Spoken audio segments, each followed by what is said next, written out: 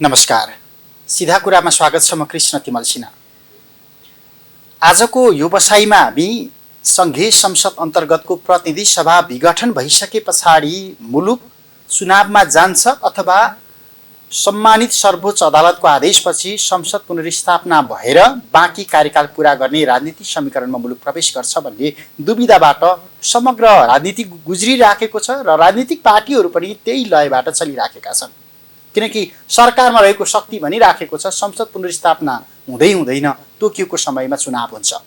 तर तोकिएकै समयमा चुनाव हुने आधार चाहिँ खस्किसकेको छ। कम्तीमा 90 दिन चाहिन्छ निर्वाचन आयोगलाई र संसद पुनर्स्थापना भइहाल्यो भने प्रधानमन्त्री केपी शर्मा ओलीले यो देशमा सङ्कटकाल लगाएरै भए पनि चुनावतिर जान्छन् भन्ने विश्लेषण पनि सँगसँगै हुँदै गर्दा आज हामीसँग समाजवादी पार्टी नेपालका नेता डाक्टर सुरेन्द्र कुमार झा हुनुहुन्छ। यो परिस्थितिमा विशेष गरी मधेस केन्द्रित भनेर आवरण लगाइएका क्षेत्रीय राजनीतिक शक्ति अनि राजनीतिक पार्टीमा आबद्ध नेताहरू कार्यकर्ताहरूको मनस्थिति र भूमिका के छ र चुनावको तयारीमा हो अथवा संसद पुनर्स्थापना हुनुपर्छ भन्ने एक बुँदे अडानमा हो राजनीतिक पार्टी। यही विषयमा आज हामी केन्द्रित हुँदैछौँ। स्वागत छ डाक्टर साहब। धन्यवाद। तपाईँ अत्याधिक लामो समयदेखि जिल्ला दौडामा हुनुहुन्छ। देशमा चुनाव हुन्छ कि संसद पुनर्स्थापना हुन्छ भन्ने दुईटा एजेन्डामा बहस चलिरहेको छ। तपाईँको दौडाहा चुनावका लागि हो अथवा जनतालाई सरकारको असंवैधानिक कदमका विरुद्धमा जागृत गराउनको लागि हो? यो खास गरिकन जनता समाजवादी पार्टीले एकदमै प्रष्ट ढङ्गले हामीले एउटा के निर्णय गरेका छौँ भने प्रधानमन्त्रीजीले जुन प्रतिनिधि सभा विघटन गर्नुभएको छ यो अलोकतान्त्रिक, असंवैधानिक र यो प्रतिगमनकारी कदम हो र यो विषयलाई हामीले जनतामा लिएर जानुपर्छ भन्ने एउटा चाहिँ प्रमुख निर्णय हो हाम्रो पार्टीको। दोस्रो विषय चाहिँ के महत्त्वपूर्ण हुन आउँछ भने संसदीय व्यवस्थामा मल्टी पार्टी सिस्टममा पार्टीहरूको गतिविधि जुनसुकै गतिविधि हामीले सञ्चालन गर्दै गर्दा त्यसको ध्येय चाहिँ तपाईँको निर्वाचन नै हुँदो रहेछ र निर्वाचन त जतिखेर पनि आवधिक निर्वाचनको लागि पार्टीहरू तयार हुनुपर्ने अवस्था हुन्छ। त्यसैले यो विषय जुन छ अहिले पार्टीको जुन क्रियाकलापहरू जुन हामीले अगाडि बढाएका छौँ त्यसमा खास गरिकन सबैभन्दा पहिले प्रधानमन्त्रीको यो कदमको विरोध गरेर सडकमा आउने पार्टी भनेकै जनता समाजवादी पार्टी हो र यसलाई हामीले कसरी बुझेका छौँ भने तेस्रो मधेस आन्दोलन, थर्वर्ड आन्दोलनको जुन एजेन्डाहरू थियो त्यसको निरन्तरता पनि हो र हामीले भन्दै आएको संविधान त्रुटिपूर्ण छ। यो संविधानको धारा उपधाराहरू कार्यान्वयन गर्ने बेलामा जाँदाखेरि यसमा समस्याहरू उत्पन्न हुन्छ भन्ने कुरा चाहिँ पुनश्च फेरि एकपटक चाहिँ यो साबित भएको छ। यो संविधान न त परम्परागत संसदीय व्यवस्थामा आधारित संविधान हो न त प्रत्यक्ष निर्वाचित राष्ट्रपति प्रणालीमा लगिएको संविधान हो। यो चाहिँ यो बिचको चाहिँ एउटा मोडेलमा हामीले यो सहमति गऱ्यौँ र अमुक व्यक्तिलाई चाहिँ हतारो थियो प्रधानमन्त्री बन्नलाई, त्यसैले बनाइएको संविधान हो। त्यसैले हामीले जुन भन्दै गरेको जुन भाष्य छ यो त्रुटिपूर्ण संविधान हो र यसलाई संशोधन गर्नुपर्छ, यसलाई कालजयी बनाउने हो भने यो विषयहरूलाई चाहिँ नै हामीले एउटा राजनीतिक सहमति गरेर संशोधन नगरिकन यो संविधान लामो समयसम्म टिक्न सक्दैन जुन भन्दै आएको विषय हो त्यही विषयलाई लिएर चाहिँ हामी जनतामा गएका छौँ। जहाँसम्म मेरो देश दौडाएको कुरा जुन यहाँले गर्नुभएको छ एउटा त के छ भने हाम्रो प्रत्यक्ष निर्वाचित सांसद जेलमा हुनुहुन्छ। शपथ ग्रहण गराउने, शपथ ग्रहण गराइसकेर फेरि जेलमा हाल्ने यो त जग हँसाएको कार्य चाहिँ नेपालमा मात्रै भएको हो जस्तो मलाई लाग्छ।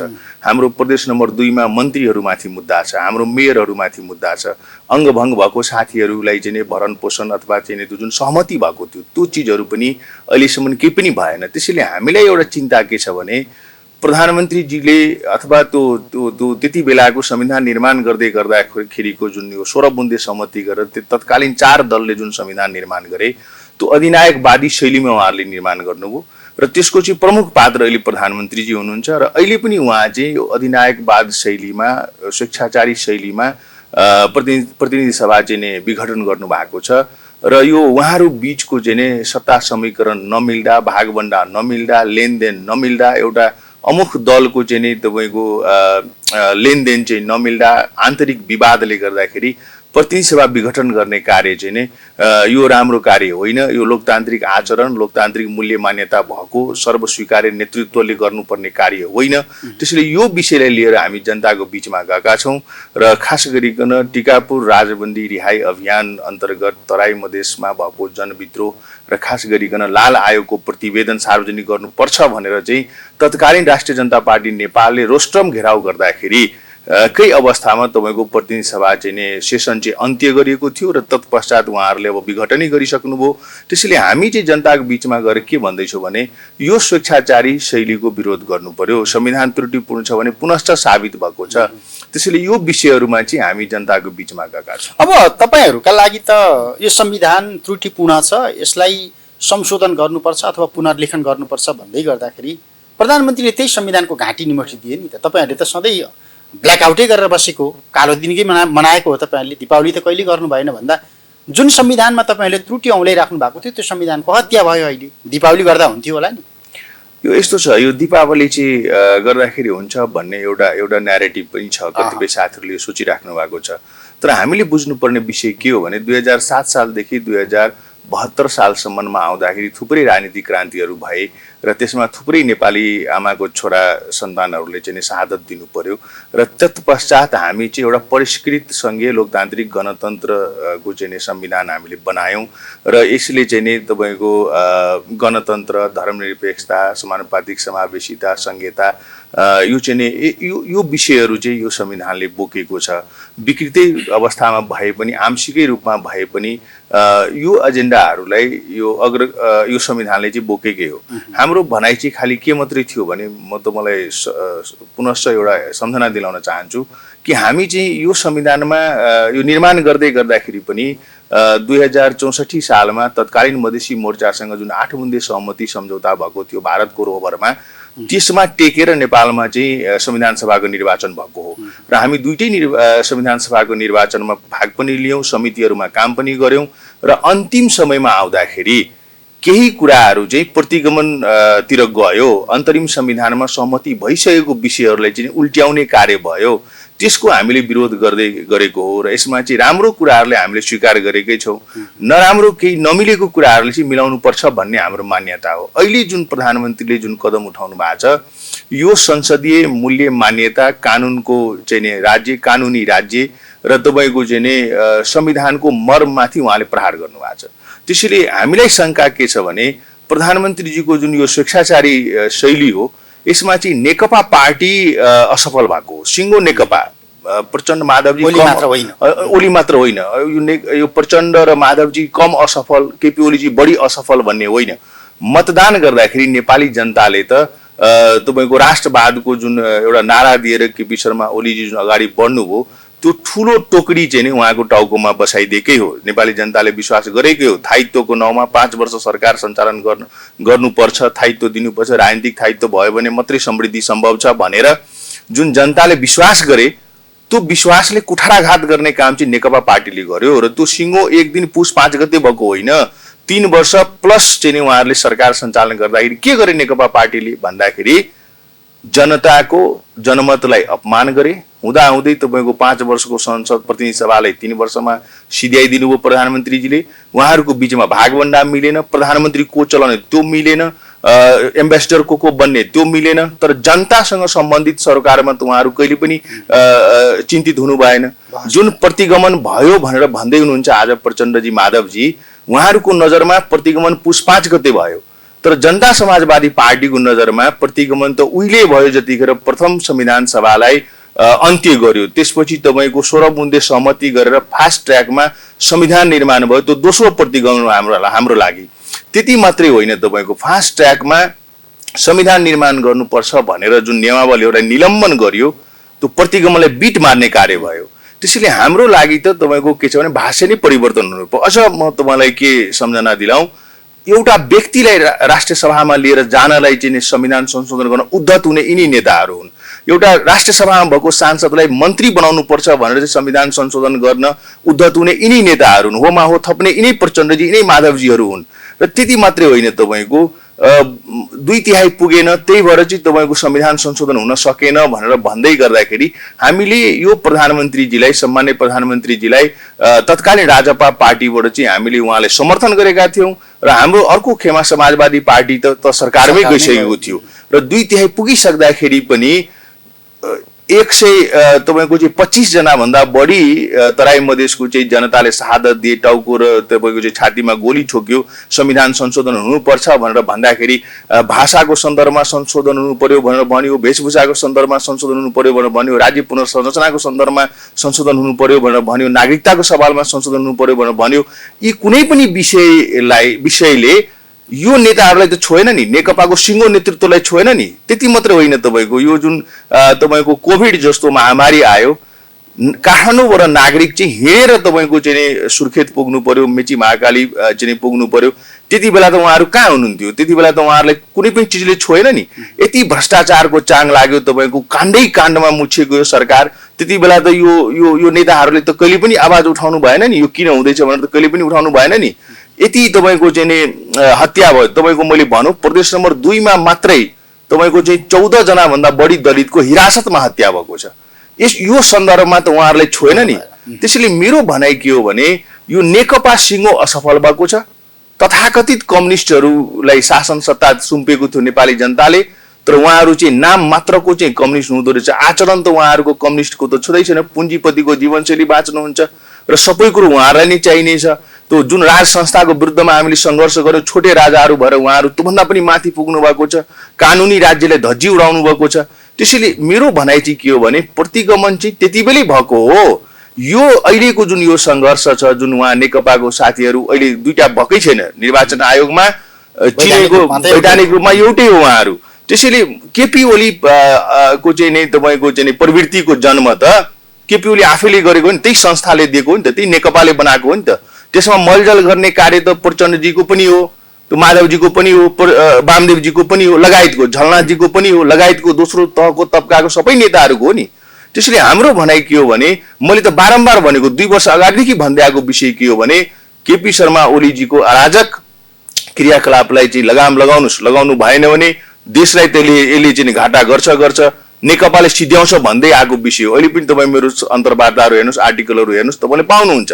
त्यसैले हाम्रो लागि यो नयाँ विषय होइन। त्यसैले हाम्रो भनाइ चाहिँ के हो भने अहिलेको सन्दर्भमा जुन यो देशलाई एउटा समस्यामा लिएर जाने काम भएको छ, सिङ्गो नेकपा दोषी हो र सिङ्गो नेकपाले प्रायश्चित गर्नुपर्छ र यसको मूल्य चाहिँ चुकाउनुपर्छ जस्तो मलाई लाग्छ। यो मामिलामा तपाईँहरूमा एकरूपता छैन नि, मत एकता त छैन नि त।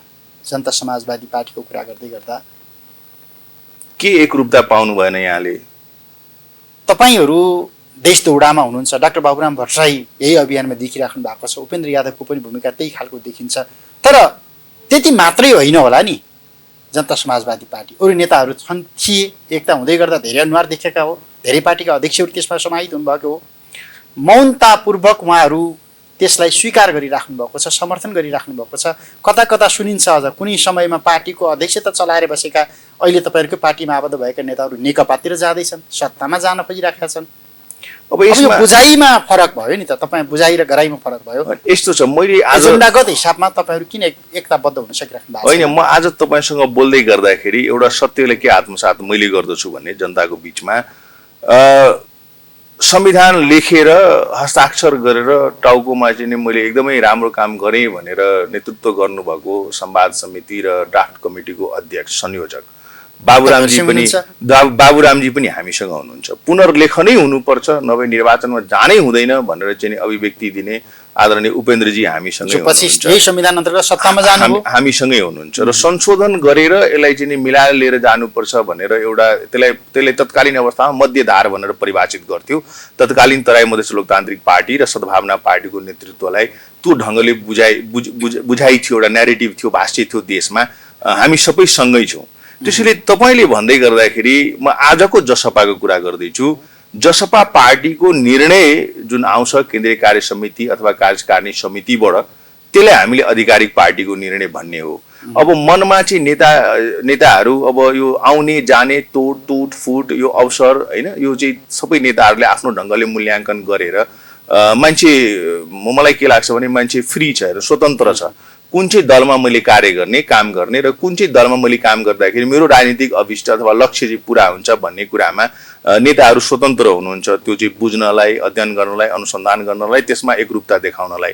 त्यसैले आजको जनता समाजवादी पार्टीको मैले कुरा गर्दाखेरि मेरो पार्टीभित्र त्यस्तो कुनै विवाद अथवा त्यस्तो कुनै चाहिँ द्वन्द्व छ जस्तो चाहिँ मलाई लाग्दैन।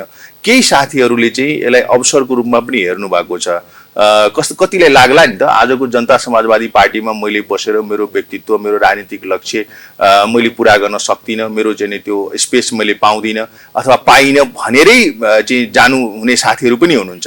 केही साथीहरू चाहिँ अहिलेको प्रधानमन्त्रीको पार्टीमा प्रवेश गर्नु भएको छ र यसलाई मैले दुई ढङ्गले हेर्छु। एउटा त के भने यो पार्टीभित्रको अन्तरसङ्घर्षमा हरेस खाएँ, म चाहिँ सक्दै सकिनँ, हर्दा बोल्ने मान्छेहरू पनि जान सक्छ। दोस्रो चाहिँ तपाईँको यो अवसर हो, अवसरवादीहरूलाई अहिले चुनी चुनी गिनी गर्न चाहिँ प्रधानमन्त्रीजी हट सिटमा हुनुहुन्छ, उहाँले अवसरहरू दिन सक्नुहुन्छ। त्यो सोचेर जाने साथीहरू पनि केही होला, केही जानु पनि भइसक्यो। त्यसलाई मैले त्यति धेरै ठुलो विषयको रूपमा मैले लिने गरेको छुइनँ र यो लिनु पनि हुँदैन। अर्कोतिर म तपाईँलाई भनौँ कि अन्य पार्टीबाट पनि त हामी कहाँ आइराख्नु भएको छ नि त। जसरी तपाईँलाई मैले भनौँ कि सधैँ पार्टी प्रवेशको कार्यक्रमदेखि लिएर सङ्घर्षको कार्यक्रमदेखि लिएर हामीले हाम्रो पार्टीले घोषणा गरेको कार्यक्रमहरूमा नेतृत्व अगुवाई चाहिँ नि तपाईँको हाम्रो शीर्षस्थ 5 जनै नेताले गरिराख्नु भएको छ। त्यसमा 2 जना अध्यक्ष हुनुहुन्छ, 3 जना वरिष्ठ नेता हुनुहुन्छ र त्यसमध्येको 1 जना वरिष्ठ नेता बाबुराम भट्टराईजीलाई सङ्घीय परिषदको अध्यक्षको जिम्मेवारी दिएको छ।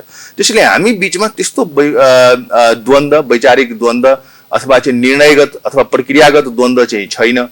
शैलीमा परिवर्तन अलिक फरक चाहिँ नि हुन सक्छ, त्यसको म चाहिँ। तर अब यहाँनिर तपाईँले भन्दै गर्दा उपेन्द्र यादवहरू सरकारमा जाँदाखेरि तपाईँहरूकै धारले मधेसी जनताको रगतको दुरुपयोग गरेर, रगतमा होली खेलेर सत्तामा गए, गल्ती गरे उपेन्द्र यादवले, फर्किनुपर्छ तपाईँले भनेको हो नि। उहाँ अहिले त्यही मोर्चामा उभिएर तपाईँले भनिराखेकै भाषामा जनतालाई कसरी कन्भिन्स गराउन सक्नुहुन्छ? बाबुराम भट्टराईले कसरी कन्भिन्स गराउन सक्नुहुन्छ? अनि यस्तो छ, बाबुराम भट्टराईजीले यो संविधान निर्माण गर्दाखेरि उहाँकै भाषा मैले यहाँ फेरि दोहोऱ्याउँ, उहाँले के भनिराख्नु भएको छ भने यो आधा गिलास पानी भरिएको छ, त्यसले आधालाई स्वीकार गरौँ, आधा खाली छ, त्यसलाई भर्ने काममा हामी सँगै हिँडौँ भनेर उहाँको बुझाइ हो। र त्यो बुझाइ अनुसारले उहाँ हाम्रो पार्टीमा हामी सबै पार्टी एक भयौँ। आज उहाँ हाम्रो नेता हुनुहुन्छ। त्यसैले यो चाहिँ उहाँको बुझाइमा जुन परिवर्तन आयो त्यो स्वागत योग्य छ र उहाँले जुन काम गरिराख्नु भएको छ त्यो पनि स्वागत योग्य छ। र अर्को कुरा मैले भनौँ, बाबुराम भट्टराई एउटा व्यक्तित्व त हो नि नेपालमा, पूर्व प्रधानमन्त्री हुनुहुन्छ र मैले भनौँ समकालीन प्रधानमन्त्री, पूर्व प्रधानमन्त्रीहरूमध्ये एउटै मात्रै प्रधानमन्त्री हामीसँग हुनुहुन्छ जसले खुला रोस्टमबाट के भन्छ भने भ्रष्टाचारको लागि चाहिँ कदम उठाउँ, भ्रष्टाचार विरुद्धमा चाहिँ अभियान थालौँ, जो दोषी छ त्यसलाई चाहिँ हामीले सजाय दिउँ भनेर भन्न सक्ने पूर्व प्रधानमन्त्रीहरू मध्ये उहाँ बाहेक त अरू कसैले त्यो हैसियत हिम्मत त राखेकै छैन। त्यसैले मैले भन्दाखेरि उहाँको चाहिँ त्यो अवस्था छ। जहाँसम्म त मैले आदरणीय उपेन्द्रजीको कुरा गर्नुभयो, उहाँ सरकारमा जाँदाखेरि हाम्रो भनाइ के मात्रै थियो भने तपाईँले उहाँले नै न्यारेटिभ चाहिँ सेट गर्नुभएको थियो, फन्डामेन्टल सेट गर्नुभएको थियो कि सरकारमा कुनै पनि हालतमा जानु हुँदैन, अझ उहाँ त निर्वाचनमा कुनै पनि हालतमा जानु हुँदैन भनेर अडान लिने हाम्रो आदरणीय नेता हुनुहुन्थ्यो मधेसी मोर्चामा हुँदाखेरि। र त्यसपछि उहाँ सरकारमा जानुभयो। हठात हाम्रो भनाइ के थियो भने तपाईँ सरकारमा गए पनि सहमति गरेर सहकार्य गरेर राजपासँगै हामी निर्वाचन लड्यौँ, गठबन्धन गरेर निर्वाचन लड्यौँ। त्यसैले जेसुकै गर्दाखेरि चाहिँ सँगै गर्नुभयो भने हाम्रो स्ट्रेङ्थ बलियो हुन्छ भन्ने हाम्रो भनाइ थियो। र उहाँ चाहिँ के बुझाइमा हुनुहुन्थ्यो भने म छुट्टै पार्टी हो, तपाईँहरू छुट्टै पार्टी हुनुहुन्थ्यो, फगत त्यो निर्वाचनको लागि मात्रै भएको गठबन्धन हो। त्यसैले म गएँ र म जाँदाखेरि चाहिँ 2 बुन्दे सहमति गरेर गएको छु, संविधान संशोधन गराएरै म चाहिँ विश्राम लिन्छु भन्ने उहाँको जुन कुरा थियो त्यो त कालान्तरमा सही साबित भएन। अनुसार संविधान संशोधन गर्ने भन्ने एउटा त्यो अमूर्त शब्द राखेर जानुभएको हो नि त। बिल्कुल आखिरमा त्यो भएन, नहुँदाखेरि त आज उहाँ हामीसँगै हुनुहुन्छ। उहाँलाई त्यो बोध भयो नि त, हिजो गरेको त्यो निर्णय गलत रहेछ भने त उहाँलाई पनि त्यो बोध भएकै होला र आज त्यो कुरो चाहिँ उहाँले बुझ्नु भएको छ। त्यसैले मेरो भनाइ चाहिँ के छ भने पार्टीभित्र चाहिँ नि लोकतान्त्रिक पार्टीभित्र विचारहरू हुन सक्छ होइन। अब यसमा चाहिँ सहमतिहरू छलफलहरू हुँदाखेरि पार्टीको निर्णय जुन बाहिर आउँछ त्यसैलाई समग्र रूपमा हामीले पार्टीको निर्णय भन्छौँ। र मैले अघि भने अलिकति यो कुरा राख्नेमा स्कुलिङको पनि अलिक फरक धार छ। एउटा चाहिँ तपाईँको लामो समय डेमोक्रेटिक धारमा काम गरेर आउने आदरणीय महन्तजी, सद्भावना पार्टीको चाहिँ राजेन्द्र महतोजी लगायतको हामीहरू जस्तो मान्छेहरू त्यहाँ छौँ।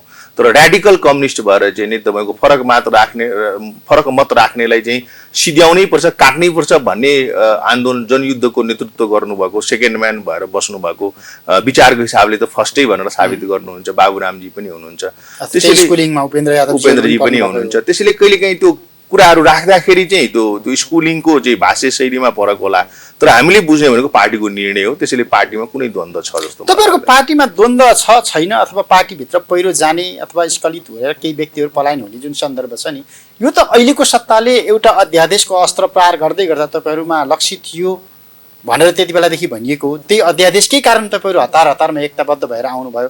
त्यसको तुस अहिले पनि पार्टीभित्र बाँकी छ हो? अब यस्तो छ, त्यसैले खेलिराखे हो तपाईहरु? यस्तो हुन्छ, यो नीतिसँग लड्न सकिन्छ, नियतिसँग लड्न सकिँदैन। म त के भन्छु भने, म त्यति बेलै पनि तपाईँसँगै मैले सायद सगरमाथा टिभीमा मैले बोलेको विषय के हो भने, यो प्रधानमन्त्री आफ्नै पार्टीको लागि ल्याएको यो अस्त्र हो र उहाँ आफै समस्यामा हुनुहुन्थ्यो। तर यसलाई चाहिँ नि उहाँले त्यो आफ्नो समकालीन साथीहरू अथवा पार्टीभित्र चाहिँ त्यो ध्यान आकृष्ट अर्कैतिर मोड्नलाई उहाँले हाम्रो पार्टीको नाम लिनुभयो क्याबिनेट बैठकमा, तत्कालीन समाजवादीको नाम लिनुभयो क्याबिनेट बैठकमा। तर म चाहिँ यसलाई के भन्दछु भने, यो साँच्चीकै त्यो अध्यादेशै ल्याएर यदि हामी एक भएको छौँ भने, म त फेरि रिपिट गर्न चाहन्छु कि हाम्रो दुईटै पार्टी एकीकरण गर्ने कार्यदल बनेको थियो, 8-9 महिनादेखि काम पनि भइराखेको थियो। तर यदि त्यही कारणले यदि हामी एकीकरण भएको छौँ भने पनि त यो स्वागतयोग्य कदम हो, स्वागतयोग्य विषय हो। र जो साथीहरू त्यसमा लाग्नु भएको थियो, त्यो साथीहरूको मनको मैलो अथवा उहाँहरूको जुन यो राजनीतिक अडान अथवा व्यक्तिगत कुनै तुसहरू छ भने त्यसलाई निरूपण गर्ने जिम्मेवारी पनि राष्ट्रिय नेताहरूको, खास गरिकन दुई अध्यक्षजीहरूको बढी छ र उहाँहरूले त्यो काम गर्नुपर्छ। पार्टीभित्र त्यस्तो फरक मत चाहिँ प्रस्फुटित ढङ्गले अगाडि आएको चाहिँ छैन। अब यो समायोजन गर्दाखेरि दुईटा पार्टीको समायोजन जस्तो देखिन्छ, तर खास गरिकन त्यहाँ मलाई लाग्छ 9-10 वटा पार्टीहरू एक ठाउँमा हामी आएको छौँ। थोरै के भन्छ, सानै भए ठुलै भए पनि सबै पार्टीको आफ्नो संरचनाहरू हुन्छ, सबैले एउटा व्यक्तिले कुनै न कुनै जिम्मेवारीमा राखेको हुन्छ र त्यो सबैलाई चाहिँ ठुलो पार्टीमा आउँदाखेरि त्यसलाई संयोजन गर्ने विषय चाहिँ अलिक चुनौतीपूर्ण हुन्छ। र मलाई के लाग्छ भने, हामी थुप्रै आरोह अवरोहहरूबाट चाहिँ सिक्दै, लडीबुडी खेल्दै, पाठ सिक्दै यहाँसम्म आएका छौँ। त्यसैले ससानो विषयमा व्यक्तिगत विषयहरूलाई केन्द्रबिन्दुमा राखेर पार्टीभित्र चाहिँ तपाईँको चाहिँ असहज परिस्थिति निर्माण गर्ने अथवा त्यही कारणले पार्टी नै छोडिहाल्ने यस्तो परिस्थिति चाहिँ बन्नु हुँदैन। र हामी हरेक पार्टीमा सङ्घर्ष छ नि त, त्यसैले आफ्नै पार्टीभित्र रहेर अन्तर सङ्घर्षमा हामी लड्नुपर्छ जस्तो मलाई लाग्छ। अब यो सङ्घर्ष अथवा यो तुस चाहिँ तपाईँहरूको त पार्टी एकता पछाडिका धेरै वर्षदेखिका बाँकी रहेका महाधिवेशनको कुरा पनि जोडिएर आउला भोलिका दिनमा, नेता व्यवस्थापनका कुरा होलान्, नीति व्यवस्थापनका कुरा होलान्, तल्लो तहसम्मको संरचना समायोजनका कुराहरू होलान्। त्यसले चाहिँ अलि ठुलो धक्का दिन्छ कि तपाईँहरूको पार्टीमा? के लाग्छ? व्यवस्थापन त गर्न सक्नु भयो? मलाई त्यस्तो लाग्दैन। हेर्नुहोस्, हाम्रो पार्टी निर्माण गर्दाखेरि हामीले 2-3 वटा विषयलाई धेरै महत्त्वको साथ उठाएका छौँ। एउटा विषय के उठाएको छु भने, नेपालभित्र 2007 सालदेखि अहिलेसम्म भएको जति राजनीतिक क्रान्तिहरू छ, त्यो क्रान्तिहरूमा उल्लेखनीय र एकदमै तपाईँको चाहिँ अहम भूमिका निर्वाह गर्नुहुने आदरणीय नेताहरूलाई हामीले संयोजन गरेका छौँ। र त्यसलाई हामीले कसरी लिएका छौँ भने, यो चाहिँ सबै आन्दोलनहरूलाई एक ठाउँमा ल्याएर एउटा चाहिँ संयोजन गरेको पार्टी जनता समाजवादी पार्टी हो है भनेर चाहिँ हामीले सन्देश दिन खोजेका छौँ। त्यसको चाहिँ मैले तपाईँलाई भनौँ कि जनयुद्धबाट चाहिँ बाबुरामजी आउनु भएको छ, लोकतान्त्रिक आन्दोलनबाट चाहिँ हाम्रो महन्तजी आउनु भएको छ, विभेद मुक्तिको राजनीति गरेर हाम्रो चाहिँ राजेन्द्रजी आउनु भएको छ, मधेस मुभमेन्टको चाहिँ नायक भएर चाहिँ उपेन्द्रजी आउनु भएको छ, उपेन्द्रजी हुनुहुन्छ। अर्कोतिर तपाईँको चाहिँ लामो समय जनजातिको राजनीति गरेर चाहिँ लेफ्ट धारमा चाहिँ माइल्ड लेफ्ट धारमा काम गर्नुभएको अशोक राईजी हुनुहुन्छ। भन्दाखेरि हामी चाहिँ यो सबै आन्दोलनहरूलाई एक ठाउँमा संयोजन गरेर यो सबै आन्दोलनको मर्म बुझेको, भूमिका निर्वाह गरेको कारण र त्यसको चाहिँ त्यो सबै बुझेको नेताहरू, मर्म बुझेको नेताहरूलाई हामीले चाहिँ टपमा चाहिँ पार्टीमा संयोजन गर्ने काम चाहिँ भएको छ।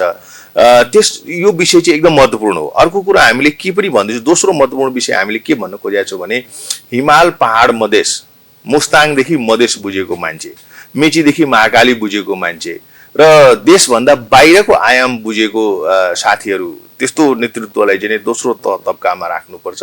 यसैले चाहिँ एउटा के सन्देश जुन हामीले वैकल्पिक शक्ति बनाउने जुन भनेका छौँ यो अवसर हो। वैकल्पिक शक्ति हामीले बनाउन सक्यौँ भने यो अवसर हो भने ठुलो चुनौती पनि छ। चुनौती के हो भन्दाखेरि पूर्व पार्टीहरूमा अथवा चाहिँ आफूले खोलेको दलहरू राम्रोसँग चलाउन नसक्ने, राम्रोसँग भूमिका निर्वाह गर्न नसक्ने नेताहरूकै झुन्ड त हो यो कतै। त्यसैले तपाईँको जनता समाजवादी पार्टी चाहिँ भोलि गएर डम्पिङ साइट त हुने होइन कतै भनेर त्यसमा पनि हामी सचेत छौँ। नेता मात्रै देखिने तर जनाधार भएन भने त परिस्थिति त्यही नै हो भनौँ न। त्यसैले हामीले चाहिँ यो डम्पिङ साइट हुनु हुँदैन। यो सबै पार्टी पुरानो पार्टीहरूमा चाहिँ नि नबिकेको अनुहारहरू अथवा काम गर्न नसकेको साथीहरू अथवा दल खोलेर चलाउन नसक्ने साथीहरू होइन, उहाँहरूको मात्रै यो चाहिँ एउटा डम्पिङ साइट जस्तो नहोस्, ल्यान्डफिल्ड यो चाहिँ नबनोस् भनेर पनि नेतृत्व चाहिँ एकदम सचेत छ जस्तो मलाई लाग्छ। त्यसैले यो दोस्रो महत्त्वपूर्ण विषय हो र यो चाहिँ तपाईँको हिमाल पहाड मधेसमा देखिने एउटा इन्द्रेणी बन्नुपर्छ र जुन हाम्रो जातीय विविधता छ, हाम्रो सांस्कृतिक विविधता छ, धार्मिक विविधता छ,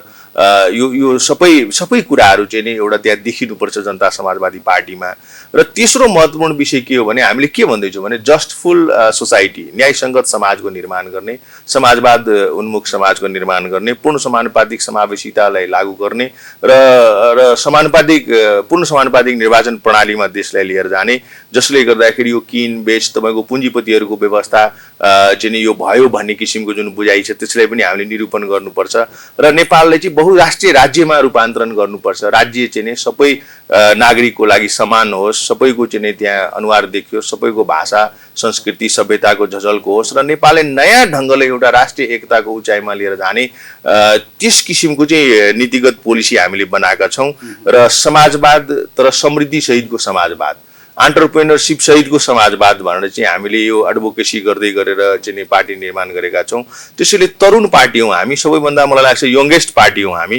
त्यसैले यसमा चाहिँ कुरा कर्कटहरू, डस्टहरू, फिल्डहरू चाहिँ कम छ। पुरानो घर भत्काउनु हो भने धेरै चाहिँ नि तपाईँको कुरा कर्कटहरू देखिन्छ। तर यो नयाँ पार्टी निर्माण गर्दाखेरि हामीले एउटा चाहिँ नि चौथो महत्त्वपूर्ण विषय जुन मैले यहाँसँग पनि राखेँ र पार्टीको नेताहरूसँग पनि राख्ने विषय के हो भने हामीले पार्टी त 8-9-10वटा मिलाएर एउटा पार्टी बनायौँ, तर त्यो सबै पार्टीहरूमा पूर्व पार्टीहरूमा भएको चाहिँ नि राम्रो पक्षहरू, राम्रो कुराहरूलाई लिएर, निर्माण सामग्रीहरूलाई लिएर हामीले नयाँ घर बनाउनुपर्छ जनता समाजवादी पार्टी नेपाल र त्यतातिर हाम्रो नेतृत्व चाहिँ अगाडि बढ्नुपर्छ।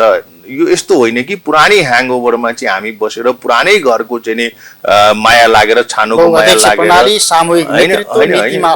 हो त्यस्तो चाहिँ गर्नु हुँदैन। त्यसैले यसलाई चाहिँ हामीले नयाँ घर बनाउनुपर्छ। पूर्व सबै पार्टीहरूभित्र भएको जुन स्ट्रेङ्थ छ, जुन क्वालिटीको र मेटेरियल छ, जुन क्वालिटीको चाहिँ तपाईँको निर्माण सामग्री छ, त्यो सबैलाई एक ठाउँमा राखेर हामीले जग सहितको जनता समाजवादी पार्टी नेपाल बनाउने हो। यो टेन्ट मात्रै राखेर चाहिँ तपाईँको चाहिँ राख्ने होइन। टेन्ट मात्रै राख्यो भने तपाईँले शङ्का गरे जस्तो एउटा ठुलो हावाहुरीले उडाइदिन्छ, त्यसैले उड्नु हुँदैन भन्ने ढङ्गले चाहिँ काम गर्नुपर्छ भनेर हामी लागेका छौँ र यसमा मलाई लाग्छ हामी सफल हुन्छौँ।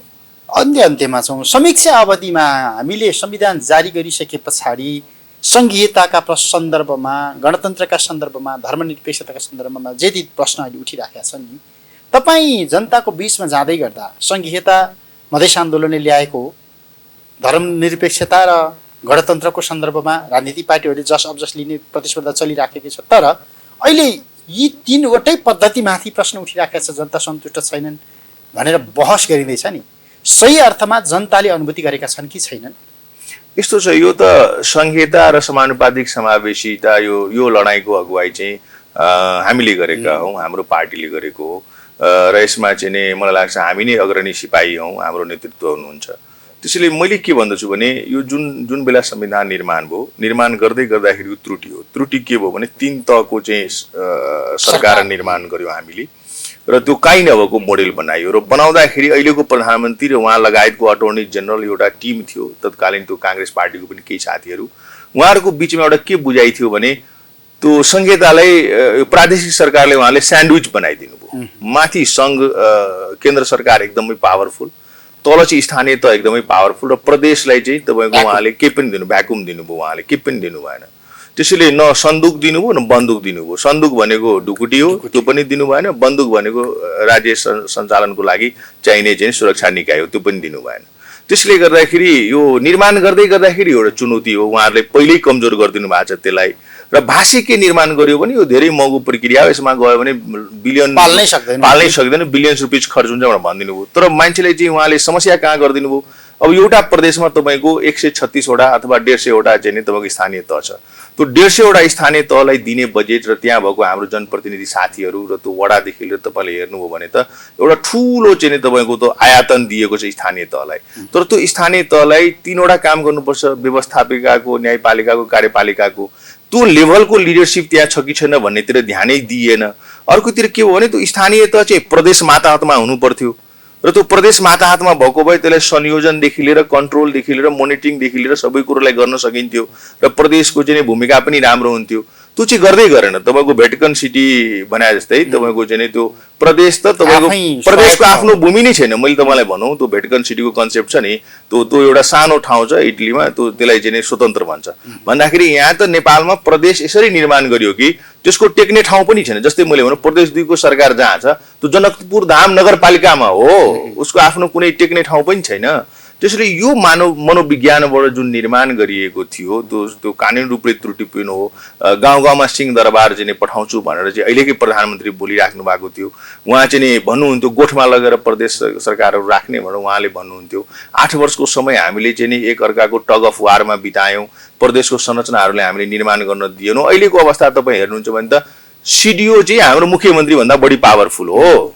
मैले तपाईँलाई भनौँ उसलाई बढी सशक्त बनाइएको छ, जबकि प्रादेशिक संरचनामा गइसकेपछि यो जिल्ला भने त आवश्यकै छैन नि, सिडिओ भने त आवश्यकै छैन नि, राख्नै पर्दैन नि, त्यसको के जरुरी छ र? संघ प्रदेश आन्तरिक मामिला मन्त्रालयलाई सिडिओले चिन्दैन, बिल्कुलै चिन्दैन, बिल्कुलै व्यवहार मात्रै होइन। तपाईँलाई म उदाहरण दिउँ, हाम्रो त यो सङ्कटकाल जो लकडाउन भएको थियो नि, हाम्रो प्रदेश सरकारको मन्त्रीहरूको पनि त्यो के भन्छ त्यसलाई पास चाहिँ तपाईँको सिडिओ कार्यालय इस्यु गरिरहेको थियो। मैले मेरो साथीहरूलाई भने, मन्त्री साथीहरूले के गरेको यार यो तपाईँहरू आफ्नै मन्त्रालय छ, तपाईँहरू आफै इस्यु गर्न सक्नुहुन्छ भनेर भने। त्यसैले मैले भन्न खोजेको यो जुन जनतालाई जुन ढङ्गले यो प्रदेश संरचना आवश्यक छैन, संहिता आवश्यक छैन भन्ने किसिमको जुन भाष्य जुन साथीहरूले यसलाई स्प्रेड गरिराख्नु भएको छ, उहाँले एउटा कुरा बिर्सिनु भएको छैन। त्यो के बिर्सिनु भएको छैन भने अन्तरिम संविधानलाई 2 पटक संशोधन गरेर यो देशमा संहिता आएको हो। सयौंको चाहिँ मान्छेले बलिदानी दिएर संहिता आएको हो। थालमा सजाएर कसैले हामीले संहिता दिएको होइन नि, हाम्रो अनुहार मन पराएर कसैले हामीले संहिता दिएको होइन नि। र संहिता खालि प्रदेश नम्बर 2 अथवा यो मेचीदेखि महाकालीको त्यो 20-22 वटा जिल्लाले मात्रै आएको होइन नि। अहिलेकै नेकपा पार्टीको चाहिँ 6 वटा प्रदेशमा सरकार छ, उहाँहरूकै साथीहरू मन्त्री हुनुहुन्छ। उहाँहरूलाई अहिले बोध भइरहेछ नि त, यो मुख्यमन्त्री भएर चाहिँ कति अधिकार पाइयो, गृहमन्त्री भएर कति अधिकार पाइयो, कति चाहिँदो रहेछ भन्ने त उहाँहरूले पनि भनिराख्नु भएको छ। त्यसैले हाम्रो भनाइ के हो भने यो राष्ट्रिय एकताको सन्दर्भमा, राष्ट्रलाई चाहिँ वैज्ञानिक ढङ्गले चाहिँ रूपान्तरण गर्ने सन्दर्भमा संहिताभन्दा पछाडि हामी जान सक्दैनौँ। समानुपातिक समावेशिता भन्दा पछाडि जान सक्दैनौँ, धर्मनिरपेक्षता भन्दा पछाडि जान सक्दैनौँ, गणतन्त्र भन्दा पछाडि जान सक्दैनौँ। र यदि कसैले त्यो किसिमको चाहिँ कुराहरू गरिराख्नु भएको छ र त्यतातिर चाहिँ एक्टिभिटिजहरू बढाइराख्नु भएको छ भने यो दुर्भाग्यपूर्ण हो। र यसले चाहिँ नि उहाँहरूको जित त बिल्कुलै हुँदैन। तर यसले के छ भने एउटा अन्तहीन द्वन्द्वमा हामी जाने र नेपाललाई एउटा नयाँ कोर्समा लिएर गएर चाहिँ नयाँ ढङ्गले चाहिँ नि एउटा राष्ट्रिय एकता मजबुती गरेर एउटा समृद्धिको बाटोतिर जानुपर्ने। सारा विश्वले नेपालीले माया गर्छ, तर नेपाल किन कमजोर हुँदै गएको छ? 30 वर्षमा हामीले गरेको लोकतान्त्रिक अभ्यासको परिणाम अहिलेको केपी शर्मा ओलीजीको काम हो नि त, देखिरहेछौँ नि त हामी। अहिले 30 वर्षमा हामीले जसले जेसुकै अभ्यास गरोस्, यिनै नेताहरू हुनुहुन्छ, यिनै नेताहरू हरेक ठाउँमा हुनुहुन्छ, हरेक समय कालखण्डमा मन्त्री हुनुभएको छ, प्रधानमन्त्री हुनुभएको छ। म पूर्व प्रधानमन्त्री भएँ, 5 पटक भएँ, 4 पटक भएँ भनेर चाहिँ फुइलाउनु पर्ने अथवा चाहिँ सम्मानित हुनुपर्ने स्थिति त छैन नि हाम्रो देशमा। तपाईँ पूर्व मन्त्री हुनुभयो, रक्षा मन्त्री हुनुभयो, गृहमन्त्री हुनुभयो, तपाईँको देशमा चाहिँ दलितको हत्या गरिन्छ, प्रेम गरेकै कारणले तपाईँको उसमा चाहिँ हिरासतमा चाहिँ दलितको मृत्यु हुन्छ, तपाईँको चाहिँ सुरक्षा निकायको प्रमुखहरू चाहिँ जेलमा छन्, एक जना होइन 5-5 जना जेलमा छन्। देश चाहिँ वैदेशिक ऋण बढै छ। हाम्रो युवाहरू चाहिँ विदेश गएर चाहिँ रोजगारीमा जानुपर्ने छ। अनि हामी चाहिँ गर्व महसुस गर्ने म नेतागिरी गर्दैछु, म पूर्व मन्त्री भएँ, पूर्व प्रधानमन्त्री भएँ भन्ने स्थिति छैन। हेर्नुहोस्, त्यसैले मेरो भनाइ चाहिँ के छ भने समग्रतामा यी सबै कुराले गर्दा जनतामै पनि वितृष्णा आइराखेको होइन र निश्चित रूपले पार्टी र पद्धतिमाथि जनताले त्यसकारण पनि प्रश्न पद्धति भन्दा पनि निश्चित रूपले मैले भने नि पद्धति भन्दा पनि जुन कुरो हिजो पञ्चायतमा हुन्थ्यो आज त्यो भन्दा बढी भइरहेछ हाम्रो यो लोकतन्त्रमा, जनताको तन्त्रमा। त्यसैले यो जुन हाम्रो अग्रज नेताहरू हुनुहुन्छ अथवा सबै पार्टीभित्रको जुन यो पार्टी मेकानिजम जुन छ, मेसिनरी जुन छ, त्यसमा शुद्धिकरणको आवश्यकता छ। हरेक पार्टीभित्र आन्तरिक लोकतन्त्रको आवश्यकता छ। हरेक पार्टीको नेतृत्व चाहिँ डेमोक्रेसी भनेको के हो? यो कहिलेकाहीँ नेताहरूले भन्नुहुन्छ मैले प्रजातन्त्र ल्याएँ, तपाईँ कहाँबाट ल्याउनुहुन्छ? ल्याउने चिज हो र यो? अर्को कुरा बरु उहाँहरूले के भन्न सक्नुहुन्छ भने मेरो चरित्र लोकतान्त्रिक छ, मेरो जीवनशैली लोकतान्त्रिक छ, म पारदर्शी छु, मेरो चाहिँ सबै कुरो पारदर्शी छ, म काम गरेर खान्छु, मैले यो पार्टी खोलेको छु, यो भित्र मेरो यो छ। अहिले चाहिँ के भइदियो भने सबै दलको चाहिँ शीर्षस्थ नेतृत्वहरूदेखि लगायतको आसेपासेको मान्छेको ब्याङ्क उसैको हुने, स्कुल उसैको हुने, अस्पताल उसैको हुने, बस उसैको हुने, होटेल उसैको हुने, प्लेन उसैको हुने भनेपछि ऊ त व्यवसायी हो नि त तपाईँको। त्यसले त जनताले त दोहन गरेको छ, रगत चाहिँ नि बगाउन लगाउने, त्यसपछि त्यो रगतमा बसेर चाहिँ व्यापार गर्ने अनि आफ्नो छोराछोरीले कहाँ राख्ने भन्दाखेरि विदेशमा राख्ने र पिआर पायो भने खुसी बनाउनु पर्ने स्थिति छ तपाईँको। त्यसैले मेरो भनाइ के छ भने नागरिक समाज र यो जनतामा एउटा तल्लो तबका मैले आर्थिक हिसाबले भने माफ गर्नु होला, मेरो त्यो उद्देश्य होइन। आर्थिक हिसाबले जुन लोअर क्लासको चाहिँ फाइनेन्सियल कोहर्टमा पर्नुहुन्छ जुन जनताहरू, त्यसलाई के अर्थ भयो यो लोकतन्त्रदेखि? त्यसलाई के अर्थ भयो यो व्यवस्थादेखि? त्यसलाई अब हाम्रो त राष्ट्रपति त महिलै हुनुहुन्छ तर दिने पछि रेप हुन्छ, त्यो महिलालाई के अर्थ भयो? त्यो उहाँ महिलाले हामीले राष्ट्रपति बनायौँ, त्यसले के अर्थ हुन्छ? एकजना रामवरणजीले हामीले राष्ट्रपति बनायौँ, मधेसको स्थिति यस्तो छ कि उहाँलाई त घर भाडा दिएन, उहाँलाई त काठमाडौँमा बस्न दिएन, यत्रो अपमानित गर्ने स्थिति आयो। त्यसैले मेरो भनाइ के हो भने आचरणमा सुधार आउनु पर्यो, नेतृत्व चाहिँ तपाईँको पारदर्शी हुनु पर्यो, पार्टीहरू पारदर्शी हुनु पर्यो। यो चाहिँ ठिकापट्टा गर्ने तपाईँको चाहिँ यो बिचौलियाहरूको चाहिँ ठुलो सञ्जालोभित्र रहेर चाहिँ मैले पार्टी चलाएको छु र त्यसै मैले जनताको लागि काम गरेको छु भनेर चाहिँ यो ठग्ने ढाँट्ने यो जुन जनतालाई चाहिँ तपाईँको त्यो शब्द मैले प्रयोग गर्नु हुँदैन, तर चाहिँ तपाईँको चाहिँ उल्लु बनाउने कार्य जुन यो पुरानो पार्टी ठुलो पार्टीहरूले बारम्बार गरिराख्नु भएको छ, यो चाहिँ वाह्यात कुरा हो। त्यसैले समग्रतामा यही प्रवृत्ति निरन्तरता राजनीतिमा रह्यो भनेदेखि, यही नेतृत्व राजनीतिमा निरन्तर रह्यो भनेदेखि तपाईँले आशंका गरिराखेका ती कुराहरू त नरहन सक्छन् नि त। पद्धतिका कुरा गरिराखेको छु है मैले। अन्त्य यस्तो छ, यो मैले दुईटा जनता त वितृष्णा छ, जनताले अनुभूति गर्न पाइराखेका छैन भन्दा म किन यसको पक्षमा म सडकमा जाउँ, म किन यसको पक्षमा बोलौँ, म किन यसको वकालत गरौँ? यस्तो छ, यो भिड तन्त्र त बनाउनै हुँदैन। हेर्नुहोस्, विचार तन्त्रले निर्देशित हुनुपर्छ। जस्तै मैले भने नि विषय अदालतमा छ, न्यायालयले फैसला गर्छ नि त। हामीले बनाएको न्यायालय हो नि त, संविधानभित्र रहेको न्यायालय हो नि त। अनि न्यायालयमाथि हामीले विश्वास गर्ने कि नगर्ने र त्यो संविधानको मर्म अनुसारले न्यायालयले भोलि गएर निर्णय लिएला, त्यसलाई हामीले स्वीकार गर्नु पर्यो।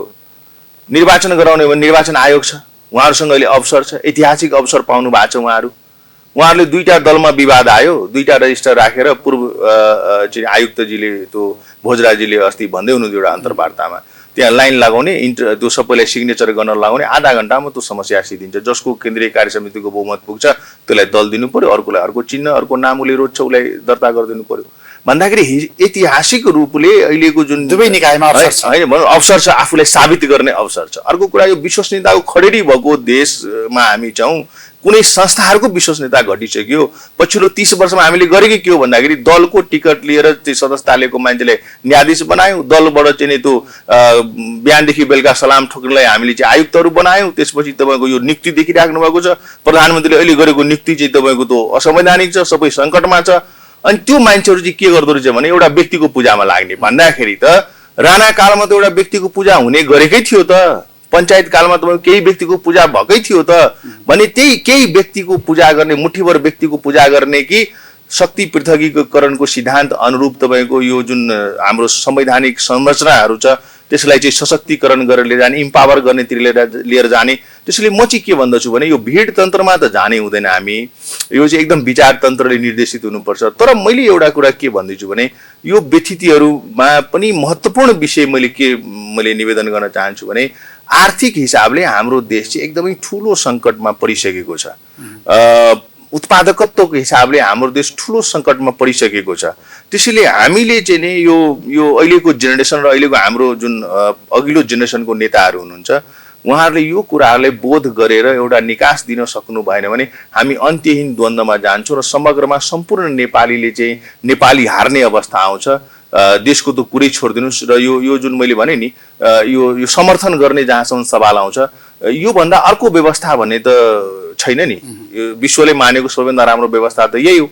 त्यसरी यस्तो आर्थिक थिलो भएको अवस्थामा, यस्तो नैराश्यता भएको अवस्थामा कहिलेकाहीँ के हुन्छ भने जुन अहिले हाम्रो प्रधानमन्त्रीजीले अभ्यास गरिराख्नु भएको छ, उहाँले सैन्य कूटनीतिलाई अगाडि बढाउनु भयो, बेला बेलामा धम्काउनुहुन्छ, बेला बेलामा सङ्कटकालको कुरा गर्नुहुन्छ। तपाईँ हाम्रो जेनेरेसनले प्रत्यक्ष तपाईँको राजाको रुल पनि देख्यौँ, सङ्कटकाल पनि देख्यौँ, जनयुद्ध पनि देख्यौँ र यसको परिणाम पनि भोग्यौँ र सबैले हामीले परास्त गरेको होइन र भने। त्यसरी यो केपी ओली चाहिँ परास्त गर्न सकिँदैन भन्ने छ र? तपाईँको सद्दाम हुसेनको अवस्था देख्नुभयो, कर्नल गड्डाफीको अवस्था देख्नुभयो भन्दाखेरि त यो केपी ओली चाहिँ अझ अमर भएर आउनु भएको छ र। त्यसैले म चाहिँ के भन्दछु भने केपी ओलीजीमा पनि यो बोध हुनु पर्यो, धम्काउने कामहरू गर्नु भएन, यो चाहिँ देशलाई चाहिँ अन्तहीन द्वन्द्वमा लानु भएन। उहाँ एउटा राजनीतिक व्यक्ति हो, पार्टीबाट चुनाव लडेर दलको सभापति भएर यहाँसम्म आउनु भएको छ, अध्यक्ष भएर यहाँसम्म आउनु भएको छ। त्यसैले उहाँसँग एउटा मात्रै लाइफ लाइन छ, एउटा मात्रै कार्ड छ। त्यो कार्ड के हो भने निष्ठाले घोषणा गरेको मितिमा निर्वाचन गराएरै म छोड्छु, भोलि गएर जसले हारोस् जसले जितोस् तर लोकतन्त्र जित्नुपर्छ, नेपाली जित्नुपर्छ भन्ने मानसिकताबाट उहाँ अगाडि बढ्नु भएन भने धेरै शासकहरूलाई सडकमा मान्छेले सिध्याएको छ। त्यो अवस्था चाहिँ यहाँ आउँदैन भन्न सक्दैनौँ। हुन्छ, समय र संवादका विचार राख्ने अवसर दिनुभयो, धन्यवाद।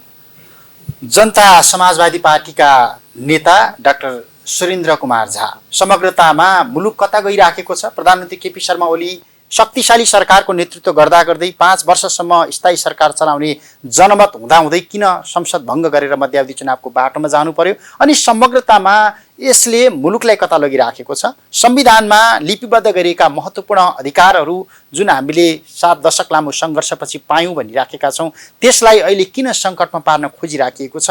अनि किन प्रश्न उठिराखेको छ यो प्रणालीका सन्दर्भमा? र यो परिस्थितिमा जनता समाजवादी पार्टीको धारणा के हो र कुन बाटो अङ्गीकार गरिराखेको छ? यिनै प्रश्नमा थियौँ। समय र संवादका लागि डाक्टर झालाई फेरि पनि धन्यवाद दिन्छु। क्यापिटल टेलिभिजन हेर्दै गर्नुहोला। नमस्ते।